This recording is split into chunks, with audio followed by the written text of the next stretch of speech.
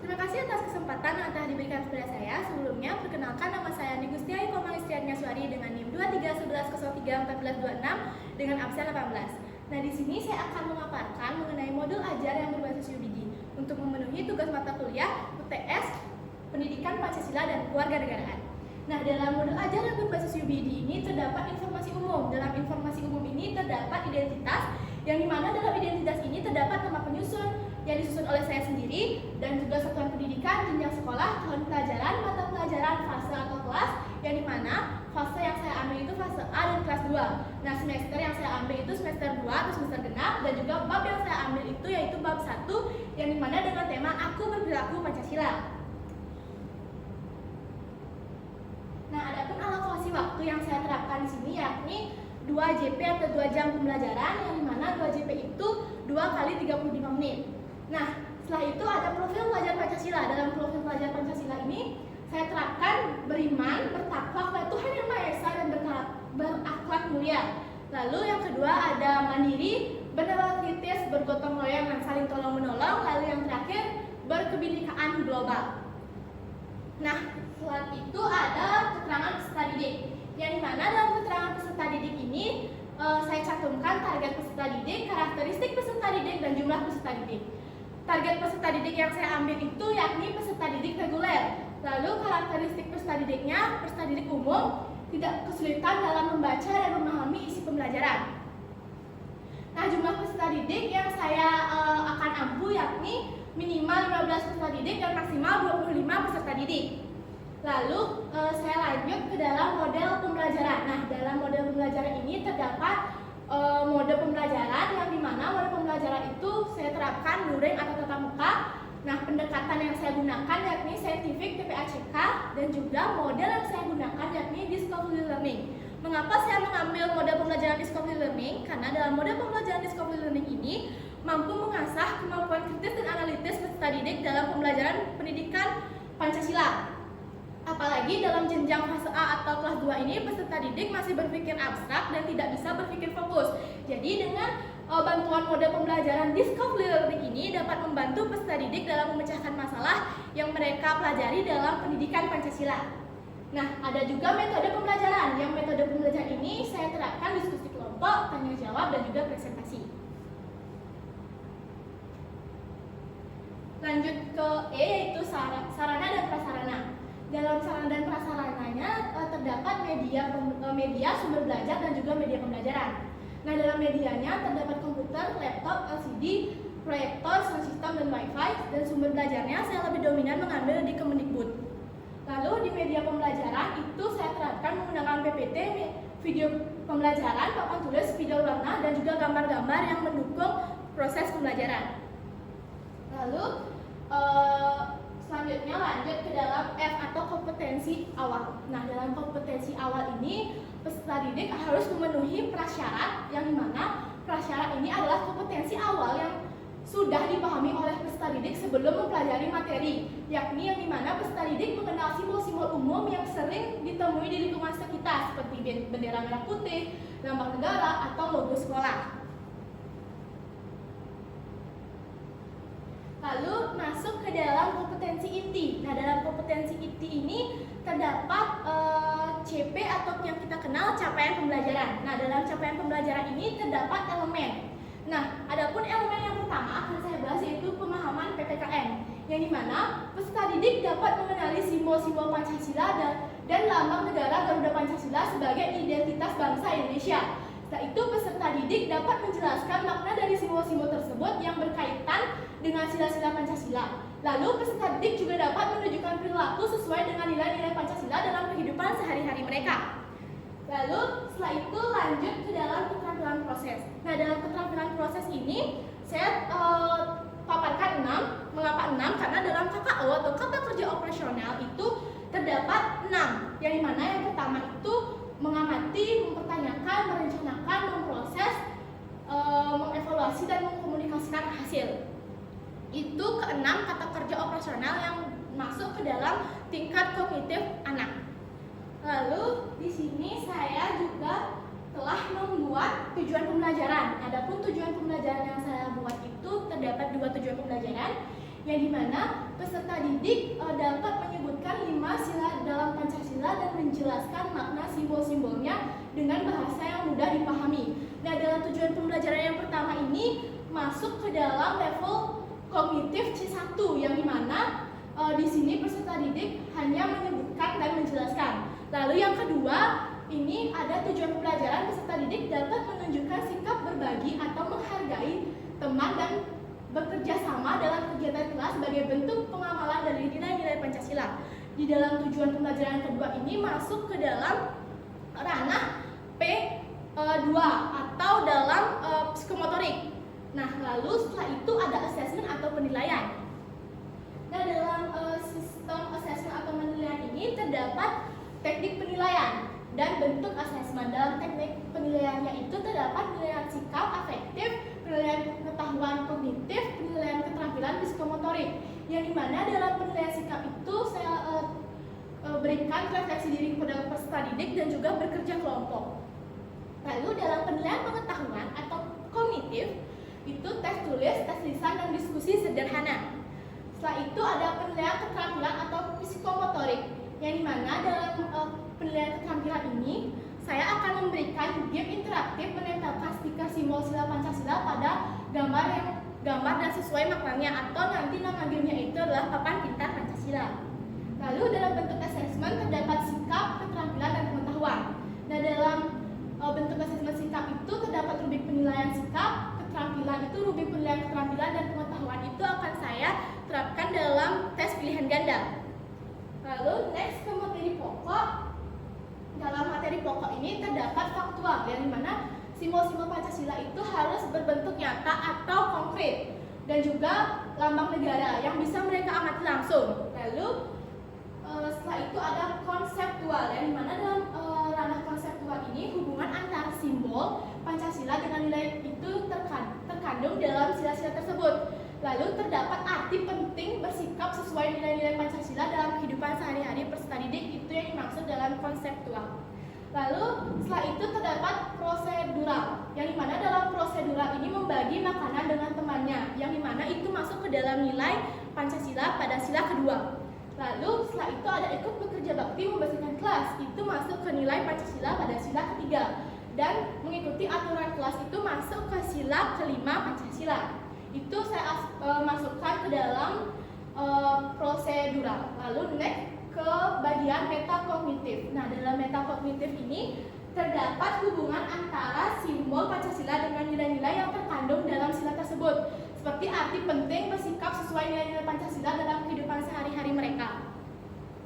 Lalu setelah itu ada pemahaman bermakna, yang dimana dalam pemahaman bermakna ini terdapat pengertian peserta didik dapat mengenal 5 simbol Pancasila, karena pada ranah fase A ini peserta didik belum dibawa ke ranah yang lebih tinggi atau ke level kognitif yang lebih tinggi. Mereka hanya perlu mengenal 5 simbol Pancasila atau 5 bunyi dari Pancasila tersebut. Lalu setelah itu terdapat pertanyaan pemantik, yang dimana pertanyaan pemantik tersebut, apakah kalian pernah mendengar lagu Garuda Pancasila? Lalu yang kedua, apakah ada simbol apa saja dalam gambar Garuda Pancasila? Seperti itu. Setelah melakukan berbagai tahap kegiatan pembelajaran di atas, terdapat kegiatan pembelajaran inti atau kegiatan pembelajaran yang akan dilakukan oleh peserta didik. Nah, dalam kegiatan pembelajaran ini terdapat keterangan waktu kegiatan dan juga keterangan. Nah, dalam kegiatan pendahuluan saya cantumkan waktunya itu 15 menit, yang dimana itu masuk ke dalam kegiatan. Di pertama, kelas dimulai dengan peserta didik memberikan salam kepada guru. Setelah itu guru menanyakan salam kepada peserta didik dan menanyakan kabar peserta didik. Setelah itu guru mengecek kehadiran, itu masuk ke dalam karakter, disiplin, dan religius, karena terdapat cara memberikan salam dan juga berdoa. Lalu yang selanjutnya guru mengkondisikan berbagai kondisi peserta didik dan juga menanyakan apakah kelasnya sudah bersih, apakah kalian sudah siap untuk belajar. Itu masuk ke dalam keterangan KSE atau manajemen diri dan karakter nasionalis. Lalu setelah itu ada guru mengkonfirmasi dan menanyakan materi yang akan mereka pelajari dan memberikan memberikan apresiasi kepada mereka. Itu masuk ke dalam keterangan budaya positif, yang dimana guru menanyakan terlebih dahulu apakah mereka sudah mengetahui materi yang akan dibahas, dan apabila terdapat siswa yang sudah memberikan atau menjawab pertanyaan yang diberikan oleh guru, guru akan memberikan apresiasi. Setelah itu peserta didik akan dilihatkan gambar atau perbedaan-perbedaan yang terdapat pada modul tersebut, atau bisa dilihat pada modul di atas, yang dimana guru akan memberikan contoh gambar Garuda Pancasila dan siswa akan mempelajari hal tersebut, yang dimana apa saja gambar-gambar yang terdapat pada burung Garuda Pancasila. Lalu setelah itu guru akan menanyakan gambar apa saja yang kalian lihat dalam burung Garuda tersebut. Nah, itu masuk ke dalam keterangan berdiferensiasi konten, karena sudah terdapat gambar-gambar yang konkret dalam proses pembelajaran berlangsung. Nah, setelah itu guru menayangkan video mengenai pembelajaran simbol sila Pancasila, yang dimana pada video ini akan ditonton di YouTube oleh peserta didik, dan itu masuk ke keterangan berdiferensiasi konten, karena peserta didik itu menonton video bersama-sama. Setelah itu guru akan menanyakan apa bunyi dari sila-sila Pancasila, dan juga menanyakan apa yang diajarkan dalam sila-sila Pancasila tersebut. Dan misalkan seperti contoh, pada sila pertama itu berbunyi apa dan nilai apa yang terkandung dalam nilai Pancasila pada sila pertama, seperti itu. Nah, itu masuk ke dalam asesmen diagnostik, yang dimana asesmen diagnostik ini mengasah kemampuan awal peserta didik agar guru mengetahui seberapa pengetahuan peserta didik mengenai materi yang akan dibelajarkan. Setelah itu, dalam kegiatan tersebut peserta didik diminta menjelaskan apa bunyi dari sila pertama dan seterusnya. Lalu guru menyampaikan apa makna dari setiap nilai-nilai Pancasila. Setelah itu guru menyampaikan tujuan pembelajaran pada hari tersebut, hal-hal yang perlu mereka pelajari dan dinilai seperti proses pembelajaran. Setelah itu juga guru menginformasikan kegiatan yang akan dilakukan pada pertemuan berikutnya. Nah, masuk ke dalam kegiatan inti. Pada kegiatan inti ini saya terapkan waktu 45 menit, yang dimana 5 menit itu guru dan peserta didik akan menciptakan stimulasi, yang dimana sama seperti tadi, siswa akan diberikan kesempatan untuk menonton video tentang bagaimana berperilaku Pancasila yang baik. Nah, itu masuk ke dalam proses berdiferensiasi proses dan juga konten, yang dimana di sana mereka berproses dalam berpikir bagaimana berperilaku yang baik, dan juga karena terdapat video yang mereka tonton, itu masuk ke dalam berdiferensi konten. Baik, next ke kegiatan selanjutnya itu peserta didik memperhatikan media yang diberikan oleh guru. Guru memberikan pertanyaan kegiatan apa saja sih yang mereka ketahui dan kegiatan apa saja yang termasuk dalam perilaku Pancasila yang baik. Lalu setelah itu merumuskan masalah selama 5 menit. Nah, merumuskan masalah itu peserta didik dibagi menjadi beberapa kelompok yang terdiri dari 5 orang dan dibagi sesuai kemampuan awal peserta didik. Guru memberikan LKPD kepada peserta didik dan peserta didik mengamati LKPD. Lalu yang terakhir, peserta didik merumuskan permasalahan atau pertanyaan-pertanyaan yang muncul dari video-video yang sudah ditontonnya tadi. Itu masuk ke dalam berdiferensiasi konten. Setelah itu mengumpulkan data. Nah, dalam proses mengumpulkan data ini akan masuk ke berdiferensiasi proses. Yang dimana dalam mengumpulkan data ini, peserta didik mengumpulkan informasi mengenai kegiatan apa saja yang termasuk dalam nilai-nilai Pancasila. Lalu peserta didik melakukan diskusi kelompok dengan bantuan materi ajar atau buku yang mereka miliki atau buku LKS yang mereka miliki. Lalu setelah itu guru akan keliling ke setiap kelompok dan mendampingi masing-masing kelompok atau peserta didik dan menanyakan apa saja kesulitan yang mereka hadapi dalam mengerjakan tugas. Lalu mengelola data. Nah, dalam mengelola data ini saya terapkan waktu 10 menit. Karena terdapat peserta didik mengerjakan LKPD bersama kelompoknya dan peserta didik mengerjakan di kelompoknya masing-masing, dan guru memberikan pendampingan pada kelompok sama seperti kegiatan pembelajaran yang sebelumnya. Tapi ini masuk ke dalam KSE, kolaborasi diferensiasi konten. Lalu setelah itu baru diadakan ice breaking sebelum siswa melakukan presentasi dan juga gerak-gerak sederhana yang akan melatih kondisi mereka agar lebih siap melakukan proses pembelajaran. Lalu next mengidentifikasi data selama 10 menit. Dan di mana diferensiasi produk itu akan masuk pada memverifikasikan data. Yang karena pada tahap ini setiap kelompok maju ke depan dan menempelkan gambar Pancasila pada papan pintar Pancasila yang masuk dalam game interaktif seperti yang saya jelaskan tadi.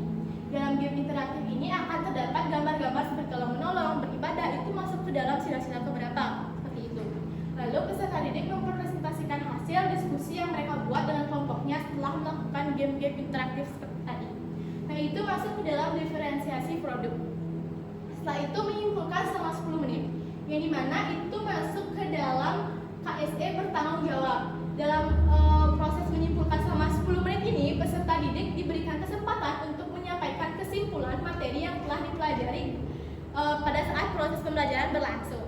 Dan setelah itu guru memberikan penguatan materi pembelajaran, apakah pembelajaran yang telah mereka lakukan itu sudah benar dan apakah terdapat kesalahan-kesalahan yang mereka hadapi dalam proses pembelajaran itu. Lalu yang terakhir ada kegiatan penutup. Pada kegiatan penutup ini saya terapkan waktu selama 10 menit, yang dimana pertama itu peserta didik menceritakan kegiatan apa saja yang mereka lakukan dalam proses pembelajaran berlangsung. Setelah itu guru menyimpulkan kegiatan pembelajaran yang telah dilakukan dan memvalidasi cerita-cerita peserta didik itu apakah benar atau salah. Lalu yang ketiga, peserta didik mengadakan refleksi dari kegiatan pembelajaran yang telah dilaksanakan. Setelah itu guru menyampaikan kegiatan pembelajaran yang pada pertemuan berikutnya akan dibelajarkan. Lalu yang terakhir, guru meminta perwakilan peserta didik menutup pembelajaran dengan doa dan prasasti. Nah, jadi sekian pemaparan saya mengenai modul ajar yang sudah saya buat dan berbasis UBD karena sudah terdapat tujuan asesmen kegiatan pembelajaran dan pembelajaran berdiferensiasi pada setiap kegiatan pembelajaran berlangsung. Baik, sekian dari saya.